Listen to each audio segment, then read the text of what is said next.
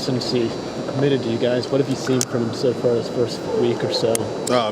Very athletic. Athletic. I think his ceiling is the things he's going to be able to do before he leaves here are huge. So we're excited about him. I mean, what he brings to the table. Obviously, the competition level has risen, and I think we still have to be mindful that he's a freshman. There's still a lot going in. His head's spinning a little bit, but he's a competitor.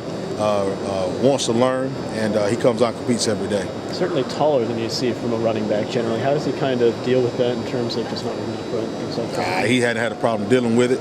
He's a natural bender. He's a loose kid, so I don't coach him any differently. I don't stand up on the chair and coach him and get down on the ground and coach anybody else, so he's done well so far. Did you, looking at him, did you think you might have to coach him? Have you ever coached a running back that's 6'3"? I've coached a guy 6'1". Height doesn't matter. The kid can bend. You don't coach him any differently. I didn't go on the internet and search how to coach tall people or talk to him differently.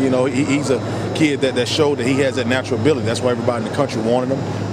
And he's been just that. He's one of the quickest change of direction guys on the team as far as, putting him on the stopwatch. He has no problem bending. His strength is really, really well. His shoulder is in great condition right now. So he's done well. Like I said, he's in a very competitive group. Alden Hill is a guy that wants to play, and he's working hard. And obviously, Devin Young is a kid that we're glad he came over to the running back position. So all those guys are really competing their butts off first few days. Have you liked how Marlins responded to your guys' challenge over the last 12 months? I mean, we know what happened last spring, but it seems to really rebound. Marlon's been great, man. He really has. His attitude's changed. He's put on about 10 to 15 pounds during the offseason. He's running stronger.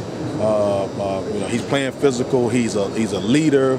He's coaching when I'm not around. So he's actually taking on a bigger role than probably a lot of people know. So he's doing a really good job. The extra 10 to 15, how's that helped him? It's really helped him. The thing is, he and I talked at the end of the season. The thing you have to understand: are you going to be a powerful back, or are you going to be a speed guy? Marlon's never been just the fastest guy, but the thing is, he's patient. He breaks tackles. He always wiggles out. And I told him, I said, just adding another 10 to 15 pounds will help you become that bigger, stronger back. And by doing that, he's become stronger.